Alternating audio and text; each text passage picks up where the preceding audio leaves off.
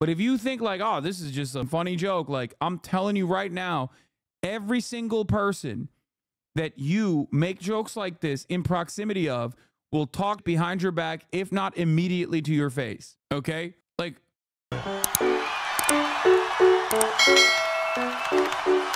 the libs go crazy over the Taylor Swift endorsement and then talk about Taylor Swift endorsing Kamala Harris as well. I just want to point out that Taylor Swift has 283 million followers. Oh. And 1 million people have already liked that Instagram post.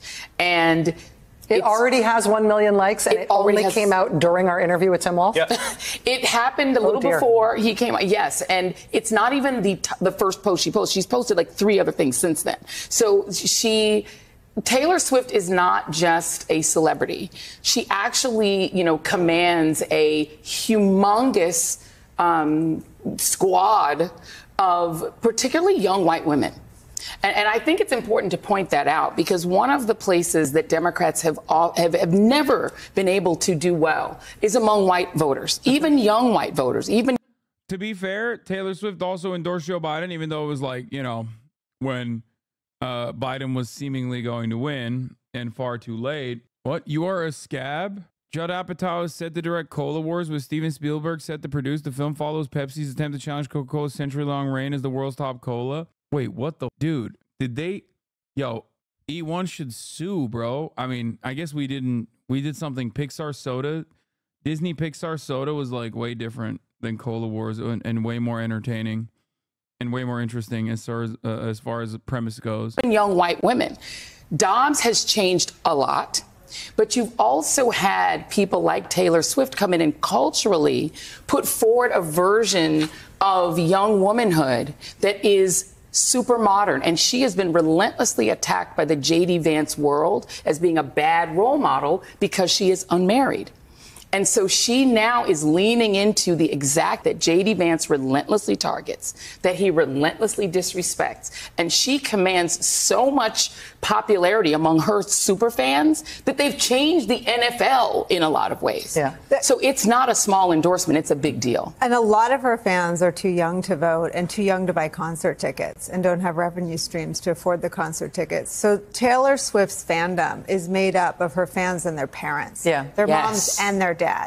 And if there were ever a campaign and a candidacy tailor-made for a push for girl dads on choice, on eliminating exceptions for incest, on the positive role model and leadership and humility and joy that Harris is bringing, this may be a sort of door swinging open for the girl dads for Harris. Can I just say, as a hopeless bleeding heart liberal who's also an enormous football fan, I didn't think we were going to get football in the national divorce, but I'm with the Travis Kelce situation. Like, I did not see it, but somehow we're sort of ending up with it, and I'm just going to say I will take it. And note that Kendrick Lamar is going to be in New Orleans, and he's going to be the halftime show, and it's like it's also a theme of the Harris campaign is they're not like us. In a real way, to your point about the Taylor Swift and Travis Kelce and that what that is, sort of a pop cultural phenomenon. This idea of the sort of weirdness and extremism, and J.D. Vance going on all these podcasts where in the manosphere where you'd like talk about how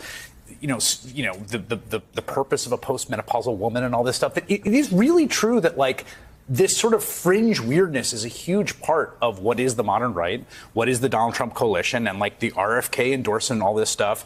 And it is a strange cultural moment in which like that is their play. Their play is like the RFK vote and the Manosphere podcast, versus the Taylor Swift, Travis Kelce. It's the Argentina election. J.D. Vance is the protege. The only jobs he has really ever had are as the protege of an eccentric right-wing German billionaire who says democracy should have never been attempted and everything's gone downhill since women had the right to vote. Yeah. That's the only person he's ever had jobs working for. For real?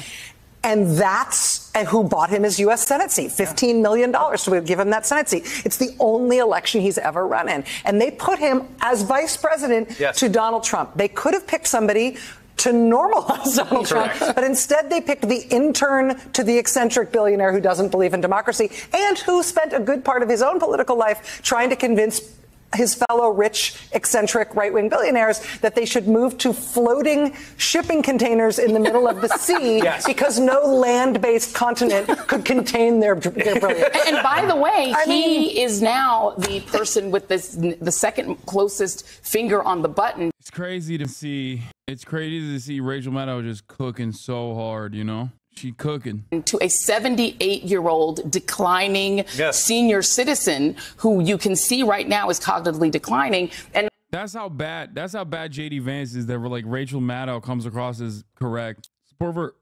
10% tariff on all imported goods. Support 45%, opposed 30%, unsure 26%. I mean, he's a HasanAbi head. It's crazy that MSNBC said Manosphere. Oh, you mean Chris Hayes? He is a HasanAbi head, yes. not only that, but they are running against the whole culture. It's Beyonce and Taylor Swift and Kendrick Lamar. It's Budweiser and the NFL. All of it. It's all of it. All of it. But it's a 50-50 race. I mean, just like I hate to wrench us back to reality, but it's literally a tied race. Yes. You know, I've never been impressed by celebrity endorsements. I think they are helpful to the base that you already have. They tend to be people who the base already identifies with. This is someone who crosses it all. This is, I think, the most important celebrity endorsement we've ever seen in a presidential campaign, especially because it is so close. Jesus Christ, dude. And it can make that kind of difference. The Harris for President campaign now has the two most perfectly timed and most important endorsements of this campaign. Joe Biden's 27-minute timed endorsement after he said, "I'm not the candidate." Perfect timing. It just put a rocket on her to the nomination.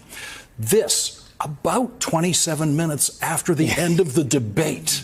And it's so important, I think, to the people who are going to be consuming that Taylor Swift endorsement, including those fathers of 8-year-old girls. And that she said, "I watched the debate. Yes. I didn't decide this yesterday. This is a new candidate. It's a new candidate for all of us. And so I watched a more than 90-minute debate. I watched this candidate against the other candidate, and I thought about it, and here I am. And here's my endorsement." The timing on it is absolutely exquisite. The wording of it is flawless and perfect, right down to the cat lady stuff. It is, for someone who's never been impressed by a celebrity endorsement, this is perfect and powerful. There is also something that is amazing non-bookends about the Taylor Swift endorsement and the Cheney endorsement. Yes. I'm just going to say, same campaign. It's The infamous uncommitted Swifties patiently waiting for the green flag. Yeah, this is, God, the more I listen to them talk about Taylor Swift, the more I don't know, the more I'm souring on the endorsement. Anyway, so Taylor Swift endorsed Kamala Harris, and more importantly than Kamala Harris, Taylor Swift endorsed Tim Walz, like, quite a bit. And the Taylor Swift Instagram post helped drive a surge in voter registration. Apparently Vote.org recorded more than 35,000 registrations. And I think it was like around 350,000 people visited the website with a 10% conversion rate. Oh, this is from 2023. No, the last night's numbers. I don't know how many people actually ended up registering to vote, but last night's numbers are 350,000. Last night's numbers did not get 305,000 registrations, but 350,000 visits to the website. What is this? Here it is.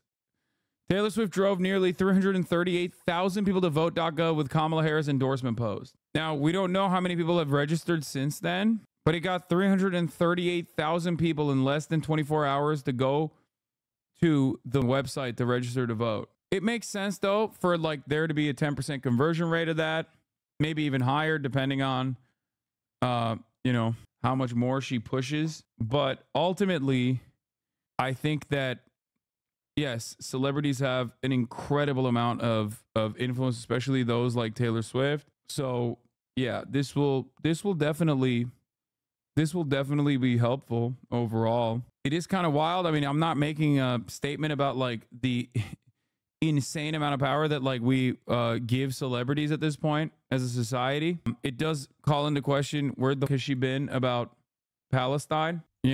Blueprint, the new polling initiative that has been testing candidate attributes and messages, has an interesting finding from last night. Harris's best testing remark was, "I am not Joe Biden." Wow. We truly need to study the praising of the bare minimum of celebrities. Yeah. Yeah, maybe if she like hugs Miriam Adelson tomorrow and then Swifties get mad at her, she'll have to come out in defense of Palestine or something. But of course, this is like really frustrated people, including Megyn Kelly. Let's hear what she had to say, and then we'll get to the inevitable, which is Elon Musk, which I haven't wanted to talk about because it's really tough. But Kamala Harris, Taylor Swift, yeah, she posts a picture of herself with her cat.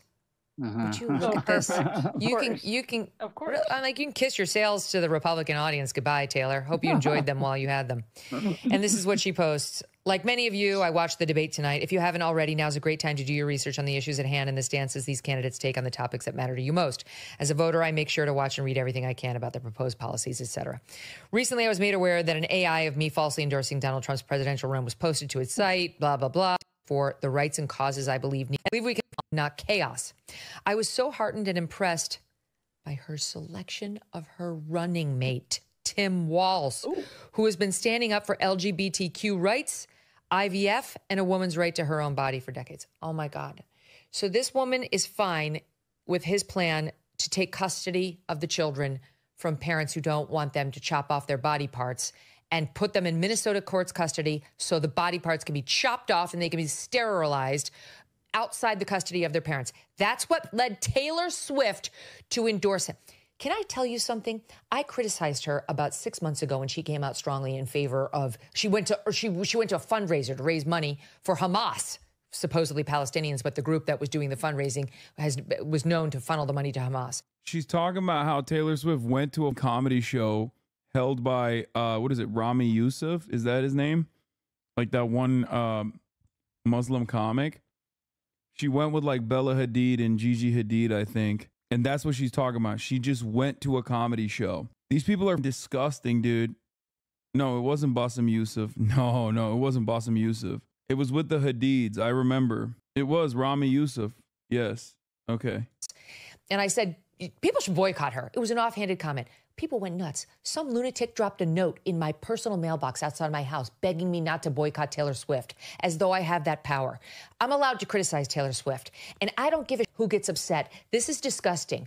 If she wants to vote Harris Walz, she can do it all she wants. But to say the reason she's doing it is because of Tim Walz's stance on LGBTQ, F you, Taylor Swift. Goddamn. Seemingly this has brought out all the demons. Here is an old demon that we haven't really heard from in quite some time. And then let's talk a little bit about how this fits into the pop culture part of this, because the pop culture is a huge driver of the cultural narrative. Well, here's the tweet from Colin Rugg about the Taylor Swift thing, and we'll get back to it in a second. So as we referenced before, Taylor Swift endorses Kamala Harris on Instagram after the debate on ABC, proudly calls herself a childless cat lady. Elon Musk, who they hate, he saw that and he wrote this. So this is the Elon Musk portion of this, the conversation that I didn't want to get to because it's like truly one of the grossest things I've seen in quite some time. Elon Musk tweets out, "Fine, Taylor, ... you win, ... I will give you a child and guard your cats with my life." Like, I can't begin to explain to you how disgusting this is if you can't comprehend what's going on here, where it's like this gross 50-year-old man is like, "Don't worry, I'll f you, babe." Like, Travis Kelce is allowed to Elon Musk, I think. Okay? I think Travis Kelce is allowed to Elon Musk with his bare hands. You know, you want to do old school medieval style. I think thinks he has prima nocta rights. Okay? What a disgusting thing to tweet out as a 50-fucking-year-old billionaire. It's so gross, dude. It is so, like, nobody wants to your nasty ass, Elon, you dingus, you gross creep. It is so nasty. This man has 11 children, dude. He has fathered 11 children. At what age are you not allowed to make a joke? Dog, this isn't just a joke. The joke is, "Hey, Taylor, I'll f you." Ain't nobody wants you to Taylor Swift, brother. Okay? The fuck do you mean? Oh, dude, I don't get it. Oh, it's such a funny joke, dude. Yeah, dude. Elon Musk, Taylor Swift. Funny joke. How is this a joke? In the normal world, if you make a joke like that to a coworker, you're fired. Okay? Your ass is fired. Joke. When I bring up his age, that is to say you should know better. You have lived 50 plus years on this planet. You should have at a certain point realized that talking like this is gross. Okay? It's gross. Stalker ass. I'm not quite the target audience, but nonetheless, very impressive indeed.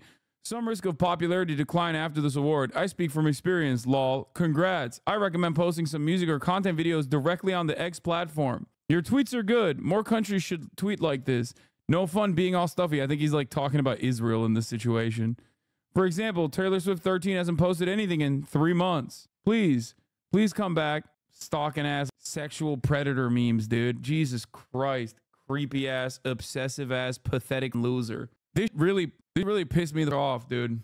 I mean, it's so gross. It's like a double Monty because he's like going back to the Haitian cat thing as well. Like he had to hit that line too. It's like, not only is he being like a gross, repugnant, and by the way, if you don't read this as a gross, repugnant behavior, you might also be a gross, repugnant.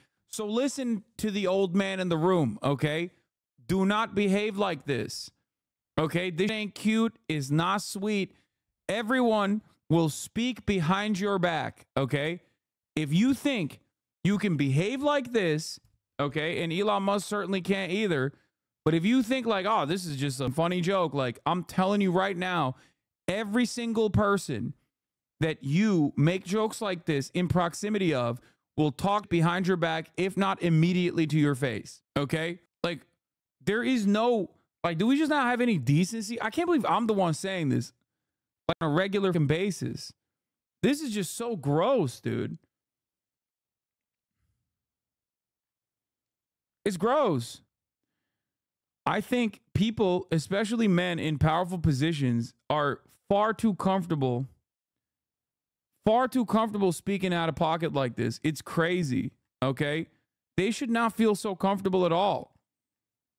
Like, it's mind-boggling to me. They do this with AOC, too. It's like, you can disagree with what AOC says and does, but, like, the moment where you're like, oh, you're so, I bet you want to me, AOC. Like, get the out of here, dude. What a gross loser you are, dude. You just straight up are just, you're openly saying, like, you don't see women as human beings. You just see them as, like, objects of sexual desire. That's a goddamn congressperson you're talking about. And with Taylor Swift, that's like you shouldn't talk about this with anyone, okay? You shouldn't be talking about this. You shouldn't be talking about this way with any woman whatsoever, especially when you're a 54-year-old adult, dude. What the?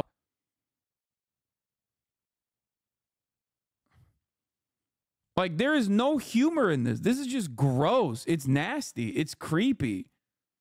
And I think you should know.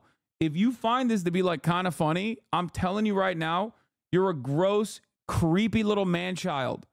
Okay? It's crazy that this billionaire said it on his application too. Maybe he knows her. No, man, shut the fuck up. That makes it even worse.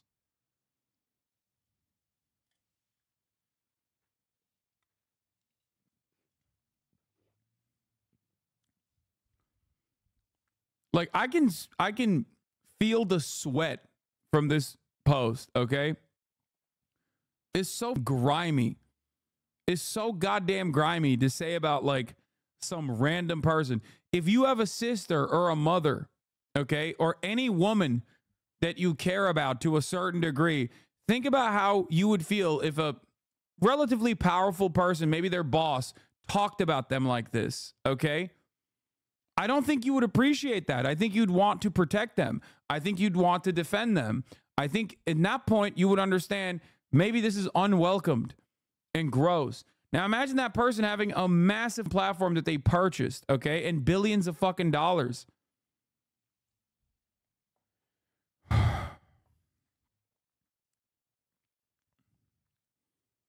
That's gross, dude.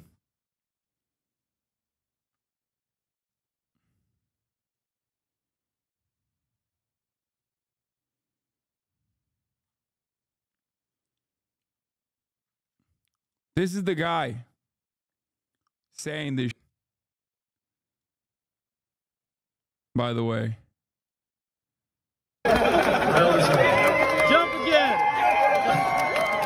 There we go. Loser, dude. Jump again. Jump again. There we go. Jump very high. It was good. Like I said, dude, if this was a working class individual, they'd be fired. And they should, by the way.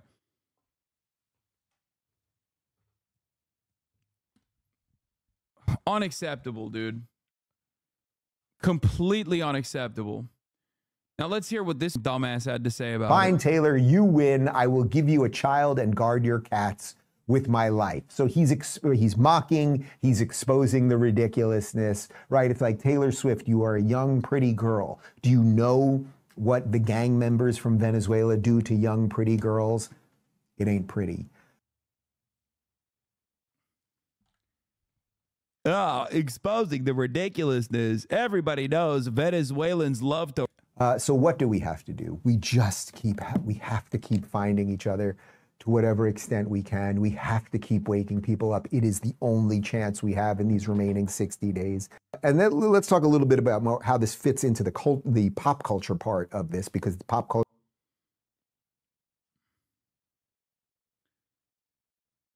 Russian asset, by the way. Oh, yeah. Oh, this was a phenomenal take from JD Vance as well. We're just going on the sweaty loser brigade about the Taylor Swift endorsement because it really bricked the brains of every single person. Let's watch the least self-aware person talk about this issue. To women voters who obviously they care about what she thinks. Of course. Well, look, we admire Taylor Swift's music, but I don't think most Americans, whether they like her music or fans of hers or not, are going to be influenced by a billionaire celebrity who I think is fundamentally disconnected from the interests and the problems of most Americans. Look, dog, you are the blood boy of Peter Thiel. You are now the boy of Donald Trump. They are both fundamentally disconnected billionaires. What are you saying? There's not a billionaire you haven't rode at this point. And they all disrespect you directly to your face, as a matter of fact. Like Donald Trump, in front of 60 million Americans, called your ass out for not knowing his positions. He was like, yeah, threw you under the bus again.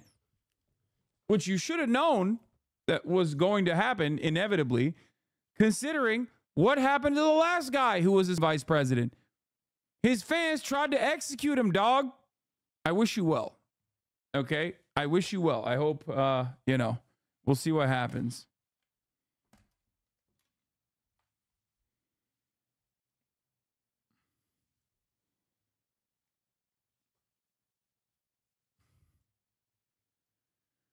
Oh, here's how Elon sounds when he makes this joke. Fine, Taylor.